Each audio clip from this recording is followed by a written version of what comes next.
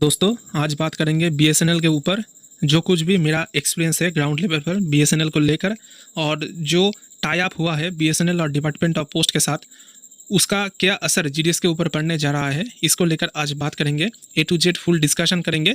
मैंने देखिए पहले ही टेलीग्राम चैनल पर शेयर कर दिया था कि बीएसएनएल और इंडिया पोस्ट की टाई अप ऑलरेडी हो चुका है और इसको लेकर प्रेस रिलीज़ भी आ गया है। ठीक है, तो आगे वीडियो में मैं आपको पूरा डिटेल्स में दिखाऊंगा, लेकिन जो ग्राउंड रियलिटी जीडीएस को फेस करना होगा उसके बारे में आज बात करेंगे। उसके ऊपर दोस्तों इसी वीडियो में बात करेंगे कि एक के बाद एक जीडीएस के ऊपर कैसे प्रेशर आते जा रहा है, और ऊपर से जीडीएस का जितने भी सारे प्रॉब्लम है, जैसे कि रूल 3 पोर्टल ओपन नहीं हो रहा है, जीडीएस को हैरेस किया जा रहा है, ये सब कुछ लेकर भी आज के वीडियो में बात करूंगा। तो आप वीडियो को बिना स्किप करें ए टू जेड पूरा देखें। तो देखिए मैंने पहले ही टेलीग्राम चैनल पर शेयर किया था कि जितने भी सारे रूरल पोस्ट ऑफिस है सब में बीएसएनएल का सिम उपलब्ध कराया जाएगा। तो आप लोगों को पता होगा कि बीएसएनएल का जो रीजनल ऑफिस होता है और जहाँ से सिम प्रोवाइड किया जाता है, उसमें तो कई सारे काम होता है। तो पहला तो होता है कि नया सिम दिया जाता है, दूसरा है सिम पोर्ट कराया जाता है, यानी कि दूसरे अगर किसी भी कंपनी का सिम है, जैसे कि जियो का है या फिर एयरटेल का है, तो उस सिम से बीएसएनएल का सिम में पोर्ट होता है। तो ये सब कुछ काम होता है। उसके बाद दोस्तों एक्स्ट्रा और भी कई सारे काम है, जैसे कि रिचार्ज करना, टॉप अप करना। ठीक है, ये सब कुछ काम जीडीएस के वर्कलोड में ऐड होगा। तो इसको कैसे जीडीएस के वर्कलोड में शामिल किया जाएगा, इसके बारे में अभी भी कोई भी ऑफिशियल डिटेल्स नहीं आया है। इसको आईपीपी की तरह इंसेंटिव बेसिस पर दिया जाएगा या फिर वर्कलोड में इसको शामिल किया जाएगा, इसके ऊपर कोई भी क्लैरिफिकेशन अभी तक भी नहीं है। लेकिन मोस्ट प्रोबेबली जो होने वाला है वो है कि आईपीपी की तरह ही इसको इंसेंटिव बेसिस पर ऐड किया जाएगा, यानी कि एक सिम अगर आप बेचें तो आपको 10 रुपया 15 रुपया, मैं ऐसे ही बोल रहा हूँ, कितना रुपया दिया जाएगा ये तो मुझे अभी भी पता नहीं है, क्योंकि ऑफिशियल ऑर्डर अभी भी जारी नहीं हुआ है इसको लेकर। सिर्फ एक जो प्रेस रिलीज़ है मऊ को लेकर, मेमोरेंडम ऑफ अंडरस्टैंडिंग, उसको लेकर सिर्फ और सिर्फ प्रेस रिलीज पब्लिश हुआ है, लेकिन कोई भी ऑफिशियल क्लैरिफिकेशन अभी तक भी नहीं आया है। तो ऐसा भी हो सकता है। ठीक है, तो देखिए जीडीएस के ऊपर एक के बाद एक प्रेशर बनाया जा रहा है। कुछ दिन पहले आप सबने देखा होगा कि सत्तू दिया जा रहा है पोस्ट ऑफिस में और कहा जा रहा है कि आप सत्तू पाउडर बेचो। ठीक है, बहुत सारे पोस्ट ऑफिस में ऐसा सुनने को मिला है और ये एकदम हकीकत है। कई सारे मेरे जीडीएस दोस्त ने भी मुझे पर्सनली इसको शेयर किया कि इस मुद्दे को उठाया जाए। तो उन लोगों को सत्तू का पाउडर का पैकेट दिया गया और कहा गया है कि सत्तू को बेचो। पहले भी आप सबने देखा होगा कि कैसे गंगा जल सेल करने के लिए बोला गया था, उसके बाद मंदिर का प्रसाद, और कुछ दिन पहले जब इंडिपेंडेंस डे था तो अब सब लोग को पता ही है कि हर साल नेशनल फ्लैग सेल के लिए भी अलग से टारगेट मिलता है जीडीएस को। तो इस बार देखिए नया ऐड हुआ है। पहला तो है सत्तू पाउडर और दूसरा है बीएसएनएल का सिम। तो देखिए एआई जनरेटेड कुछ इमेज वायरल भी हो रहा है। देखिए इधर सत्तू पाउडर है और इधर बीएसएनएल का सिम, और शाम का जैसा भूतिया डाकघर में हो रहा है, सबका कामकाज एक साथ हो रहा है। तो ये देखिए, ये जो तस्वीर आप देख रहे हैं स्क्रीन पर, ये एकदम हकीकत है। कुछ दिन बाद ऐसा ही होने वाला है दोस्तों। देखिए जब अलग से जीडीएस को टारगेट दिया जाएगा बीएसएनएल के सिम बेचने के लिए, और ऊपर से बीएसएनएल सिम का जो रिचार्ज है उसका भी अलग से ऑप्शन दिया जाएगा, मुझे जितना लगता है आईएमए में। नेक्स्ट जब अपडेट आएगा तब उधर पर जैसे आप पहले सीएससी का ट्रांजैक्शन करते थे मोबाइल ऐप से, वैसे ही आपको एक अलग से ऐप दिया जा सकता है या फिर आईएमए में ही अलग से ऑप्शन दिया जा सकता है, जिससे आप बीएसएनएल सिम का रिचार्ज, टॉपअप, ये सब कुछ कर सकते हैं। और दोस्तों नया सिम बेचना होगा बीएसएनएल का। बीएसएनएल का फुल फॉर्म जिनको पता नहीं है मैं बोल देता हूँ, भारत संचार निगम लिमिटेड। तो कुछ ऐसा ही हकीकत होने वाला है। तो जो प्रॉब्लम जीडीएस को फेस करना होगा वो तो है एकदम ग्राउंड रियलिटी, क्योंकि मैंने दोस्तों कुछ दिन पहले ही बीएसएनएल का नया सिम लिया था। ठीक है, तो मेरा जितना जो एक्सपीरियंस है वो मैं आपसे के साथ शेयर नहीं कर सकता, इतना डेंजरस मेरा एक्सपीरियंस रहा है।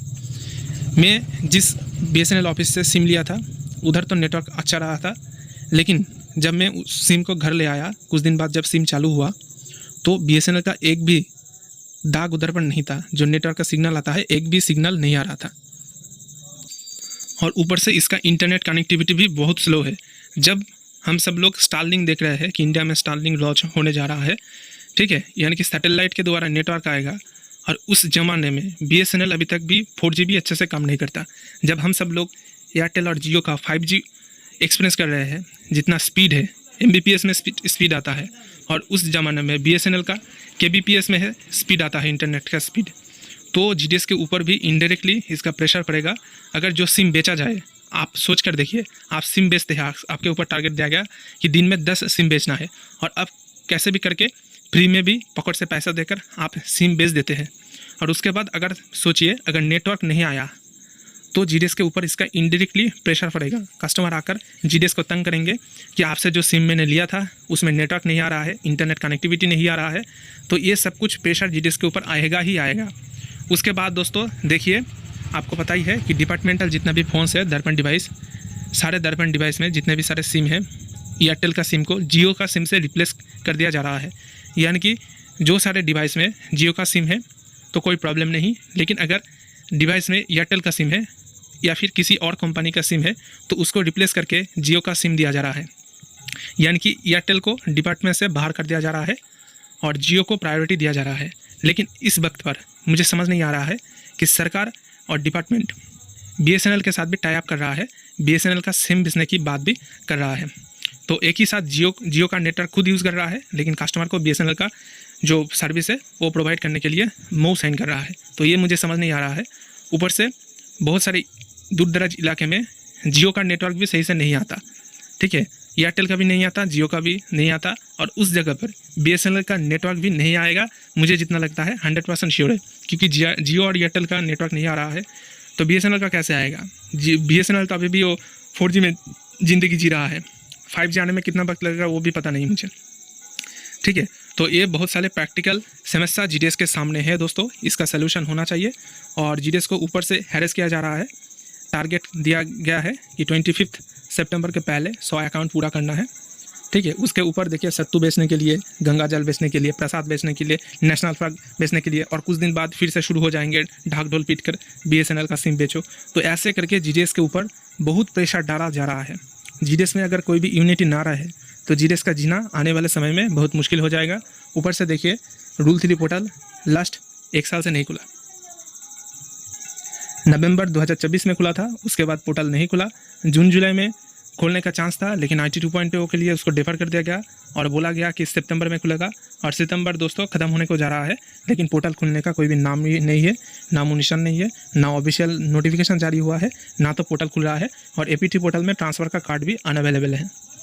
तो इस पर जल्द मैं अपडेट दूंगा रूल 3 के ऊपर अलग वीडियो में। लेकिन इस वीडियो में मैं सिर्फ जो जीडीएस को हैरेसमेंट किया जा रहा है, अकाउंट खोलो बीएसएनएल का सिम, और ऊपर से देखिए जीडीएस के जितने भी सारे यूनियन हैं सब लोग मतलब मुझे गाली देने का मन कर रहा है, लेकिन मैं गाली नहीं दे पा रहा हूँ। आप सोचिए मुझे इतना गुस्सा आ रहा है।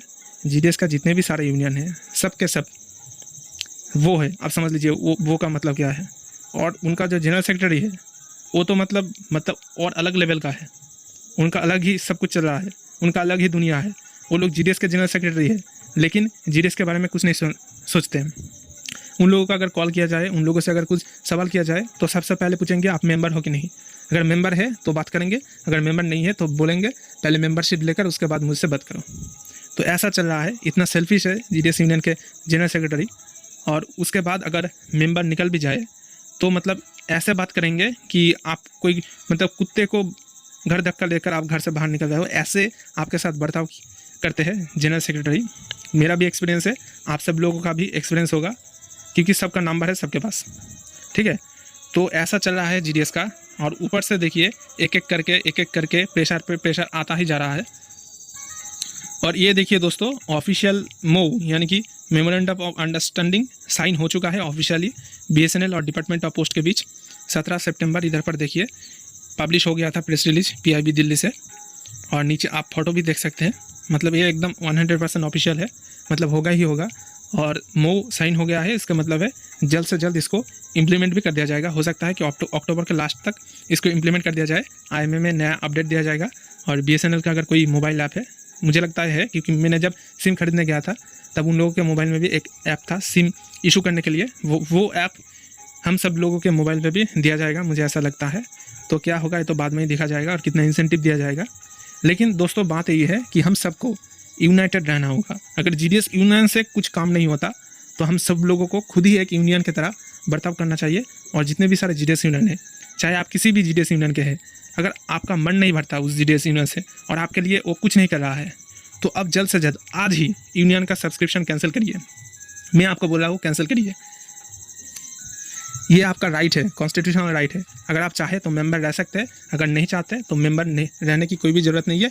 आज के आज ही यूनियन का सब्सक्रिप्शन बंद कर दीजिए, मेंबरशिप कैंसिल कर दीजिए।